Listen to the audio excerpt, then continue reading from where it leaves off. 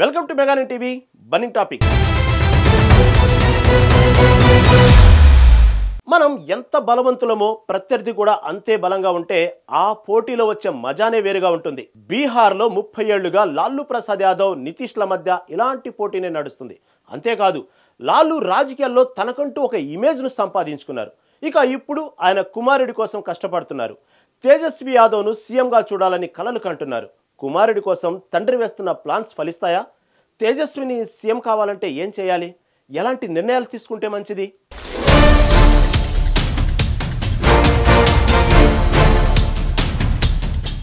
RJD అధినేత లాలూ ప్రసాద్ యాదవ్ బీహార్ అంటే లాలూ, లాలూ అంటే బీహార్ అనేలా 3 దశాబ్దాలు అక్కడి రాజకీయాలను శాసించారు. ముస్లిం యాదవ్ ఓటు బ్యాంకుతో బీహార్ రాజకీయాలను ఒంటి చేత్తో నడిపారు. అందుకు మందిర్, మండల్ అంశాలు ఆయనకు ఎంతగానో ఉపయోగపడ్డాయి. ప్రస్తుతం అనారోగ్య సమస్యలతో బాధపడుతున్న ఆయన వెనక సీట్లో కూర్చొని తన కుమారుడు, రాజకీయ వారసుడు తేజస్వి యాదవ్ను ముందుకు నడుపుతున్నారు.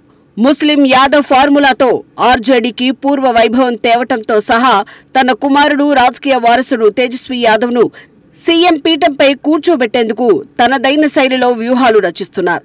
1990లో మందిర్, మండల్ అంశాలు దేశ రాజకీయాలను పూర్తిగా మార్చేశాయి. వెనుకబడిన తరగతులకు రిజర్వేషన్లు కల్పించాలన్న మండల్ కమిషన్ సిఫార్సులను అమలు చేయాలని అప్పటి ప్రధాని వీపీ సింగ్ నిర్ణయించగా, బీజేపీ సీనియర్ నేత లాల్ కృష్ణ అద్వానీ అలియాస్ ఎల్కే అద్వానీ అయోధ్యలో రామ మందిరం నిర్మించాలని డిమాండ్ చేశారు.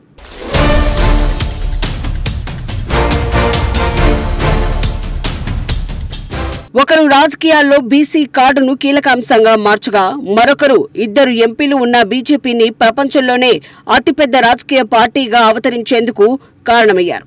అయితే ఆ 2 అంశాలను తనకు అనుకూలంగా మార్చుకున్న లాలూ 3 దశాబ్దాల పాటు బీహార్ ఎన్నికల్లో వరుస విజయాలు నమోదు చేశారు. 1989 లోక్సభ ఎన్నికల్లో రాజీవ్ గాంధీ సారథ్యంలోని కాంగ్రెస్ మెజార్టీ సాధనలో విఫలమైంది. బోఫోర్స్ కుంభకోణం తర్వాత కాంగ్రెస్ కు రాజీనామా చేసిన వీపీ సింగ్ జనతాదళ్ పార్టీని ఏర్పాటు చేశారు. బీజేపీ మద్దతుతో కేంద్రంలో వీపీ సింగ్ సారథ్యంలో యునైటెడ్ ఫ్రంట్ ప్రభుత్వం ఏర్పాటైంది. 1990 ఆగస్టులో వీపీ సింగ్ సర్కార్ బీసీలకు విద్య, ఉద్యోగాల్లో 27% రిజర్వేషన్లు కల్పించాలన్న మండల్ కమిషన్ సిఫార్సులను అమలు చేయాలని నిర్ణయించింది. దీంతో దేశవ్యాప్తంగా పెద్ద ఎత్తున ఆందోళనలు ఉవ్వెత్తున ఎగిసిపడ్డాయి.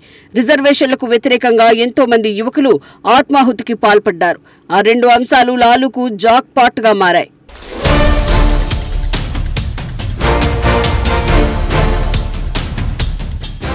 రిజర్వేషన్ల అంశం అగ్రవర్ణాల వారిని బీసీ వ్యతిరేకులు అనే ముద్ర పడేలా చేసింది. అప్పుడు బీహార్ సీఎంగా ఉన్న లాలూ కుల ఆధిపత్యానికి వ్యతిరేకంగా పోరాడుతున్న వ్యక్తిగా తనను తాను మలుచుకున్నారు. బీహార్ రాజకీయాలను మండల్ అంశం పూర్తిగా మార్చేసింది. ఆ తర్వాత దశాబ్ద కాలం కుల రాజకీయాలు బీహార్లో ఇతర ఎన్నికల అంశాన్ని అధిగమించాయి. మందిర్ ప్రభావంతో లాలూ బలపడ్డారు. అద్వానీ రథయాత్ర కేంద్రంలో అధికారంలో ఉన్న వీపీ సింగ్ ప్రభుత్వానికి సవాల్గా మారింది. 1989లో లోక్సభ ఎన్నికల్లో 85 స్థానాలు గెలుపొందిన బీజేపీ వీపీ సింగ్ సారథ్యంలోని యునైటెడ్ ఫ్రంట్ ప్రభుత్వంలో భాగస్వామిగా ఉంది. కేంద్ర సర్కార్ మనుగడ బీజేపీ మద్దతుపై ఆధారపడి ఉండటంతో ప్రధాని వీపీ సింగ్ అద్వానీ రథయాత్రను ఆపలేకపోయారు. కానీ రథయాత్రను అడ్డుకోవాలని అప్పుడు బీహార్ సీఎంగా ఉన్న జనతాదళ్కు చెందిన లాలూను ఆయన కోరారు.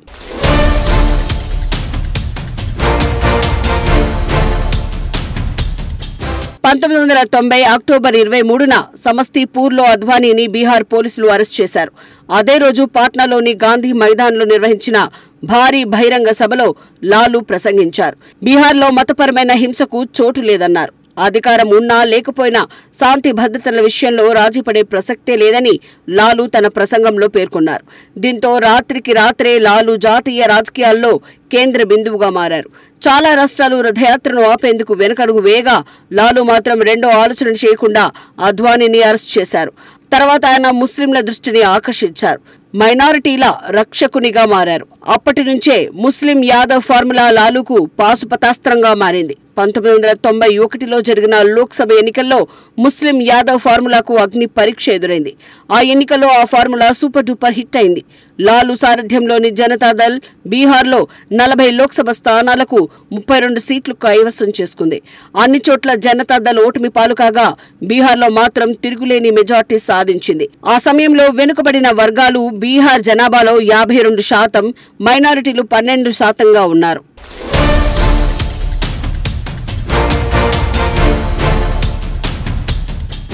కాంగ్రెస్ కు దశాబ్దాల పాటు అగ్రవర్ణాలు, ముస్లింలు, హరిజనులు అత్యంత వెనుకబడిన వర్గాల్లో ఓటు బ్యాంకు ఉండేది. మందిర్, మండల్ అంశాలతో పరిస్థితులు పూర్తిగా మారిపోయాయి. లాలు బీహార్ బీసీలు, ముస్లింలకు పెద్ద దిక్కుగా మారారు. అయోధ్యలో శిలాన్యాస్కు రాజీవ్ గాంధీ ప్రభుత్వం అనుమతి ఇవ్వటంతో దేశంలోని ముస్లింలంతా అసంతృప్తి చెందారు. దీంతో వారంతా కాంగ్రెస్ కు వ్యతిరేకంగా మారారు. బీహార్లో ముస్లింలు లాలు వైపు మళ్లారు. 1995లో జరిగిన బీహార్ అసెంబ్లీ ఎన్నికల్లో లాలు సారథ్యంలోని జనతాదళ్ 167 స్థానాలతో జయకేతనం ఎగురవేసింది. ఈసారి కూడా ముస్లిం యాదవ్ ఫార్ములా లాలూకు కలిసొచ్చింది. అప్పటి నుంచి కాంగ్రెస్ ముస్లిం ఓటు బ్యాంకు కోసం అష్ట కష్టాలు పడుతోంది. జనతాదళ్ నుంచి బయటకు వచ్చి ఆర్జేడీని ఏర్పాటు చేసుకున్న లాలూకు అప్పటి నుంచి బీహార్ ముస్లింలు వెన్నుదన్నుగా నిలిచారు.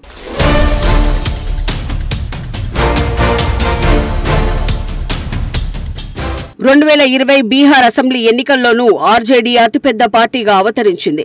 కాంగ్రెస్ పార్టీ పేలవ ప్రదర్శన కారణంగా మహాగఠబంధన్ అధికారం కోల్పోయింది. అయితే సీమాంచల్లో అసదుద్దీన్ ఓవైసీ నేతృత్వంలోని ఎంఐఎం 5 సీట్లు గెలుపొందింది. తర్వాత 4 ఎమ్మెల్యేలు ఆర్జేడీలో చేరిపోయారు. లాలూకు దశాబ్దాలుగా ఉన్న ఓటు బ్యాంకుకు అసదుద్దీన్ సవాల్ విసిరారు. అందుకే ప్రతిపక్ష కూటమిలో ఓవైసీ చేరేందుకు ప్రయత్నిస్తున్నా ఆర్జేడీ అంగీకరించకపోవడానికి ఈ ఫలితాలే కారణమని తెలుస్తోంది. ప్రస్తుతం బీహార్ రాజకీయాల్లో చాలా మార్పులొచ్చాయి. ఈబీసీ ఓట్లను ఎన్డీఏ గణనీయంగా సంపాదించుకుంది. కానీ ముస్లిం యాదవ్ ఫార్ములా ఇప్పటికీ ఆర్జేడీకి ఓటు బ్యాంకుగానే ఉంది. ఈసారి ఆ ఫార్ములా ఎంత మేరకు కలిసి వస్తుందో చూడాలి.